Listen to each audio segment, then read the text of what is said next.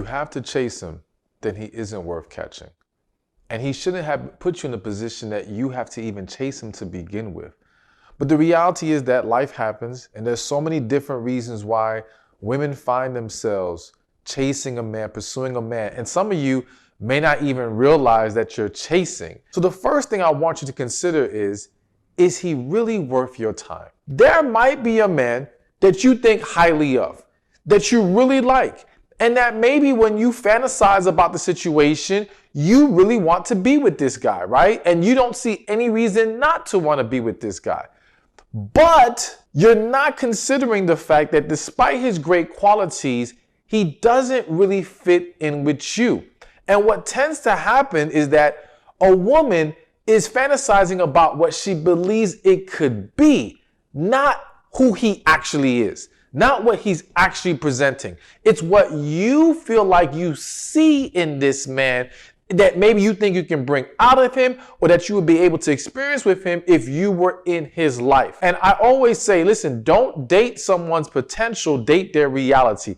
It doesn't mean some people don't have great potential. It doesn't mean some people won't reach their potential. The reality, unfortunately, is that many do not.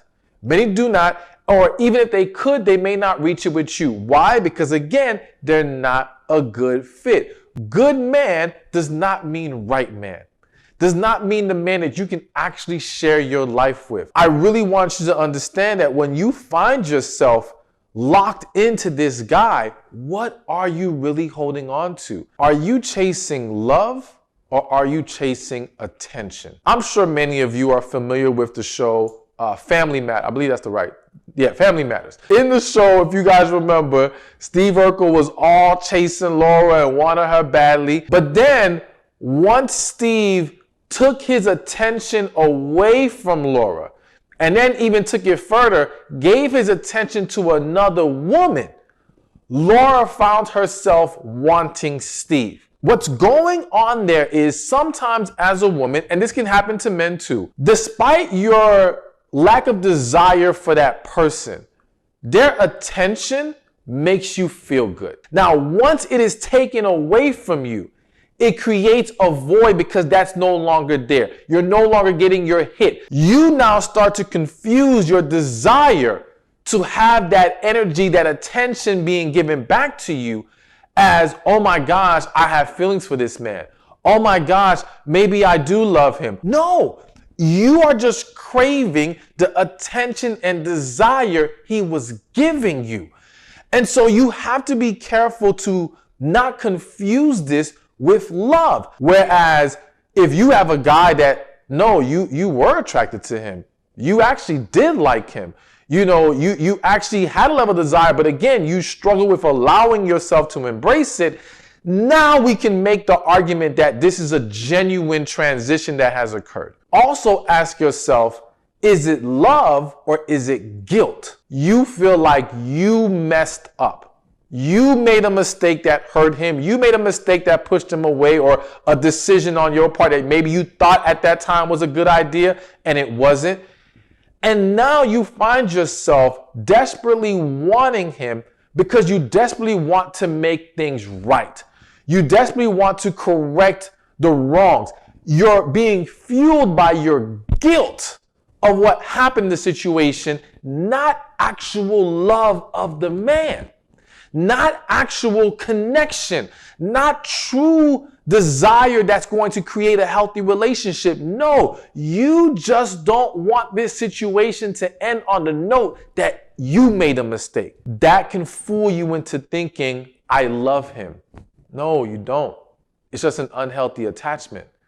And you got to recognize when you're dealing with unhealthy attachments in this situation that is causing you to, again, either chase or hold on to this man that you need to let go of. Maybe he is the right guy, but it's not the right time. Human beings, we are at different points in our life, and sometimes we have experienced a lot of hurt and disappointment. Look at it from a foundational timing, all right?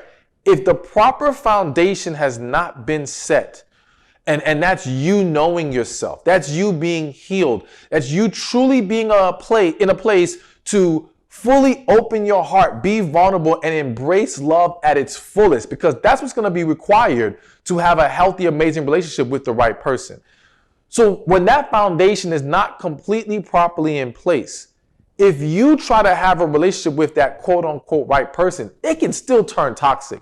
Don't get it twisted. Right person does not guarantee nothing goes wrong. It's almost like someone going to the army. They ain't even been through boot camp yet, and you want to throw them at the front line of the war. They're not ready for that. They need a level of training. And unfortunately, because it is very common for individuals to start to give up hope that the right one even exists, it's very easy for us to now stop or lose sight of the preparation that's needed, okay? And lose sight of what we should be doing in our life to make sure we can have success when the time comes. So all that to say, listen, even if he's the right guy, right? And it's just right guy, wrong time. Chasing and holding on to that's not going to work. And when I say holding on to that's not going to work, actively holding on to it. It doesn't mean I want you to eliminate all hope in your mind. Because I think when we truly love someone, when we have a connection, there's always going to be something in us that has a little hope left, right? What I'm asking you to do is to also focus on how do you get to a better place so that when the time is right, you too can make this whole thing work. And understand that our timing is never better than God's timing. So you've got to be patient in the process. But again, you have to be in a process of preparation, not just let me just do whatever I want and think everything's going to work itself out. Now, an additional thing to kind of help you evaluate, are you simply dealing with someone who's not for you, or is he the right guy? And that is to get your copy of the book, The Man God Has for You, 7 Traits to Help You Determine Your Life Partner. It is a best-selling book. Thousands of reviews on my site and on Amazon. You can get your copy below. Click the link in the description or in the comment section, or go to themangodhasforyou.com. Hey, thank you for watching this video. Be sure to check this one out right here, and I'll see you there.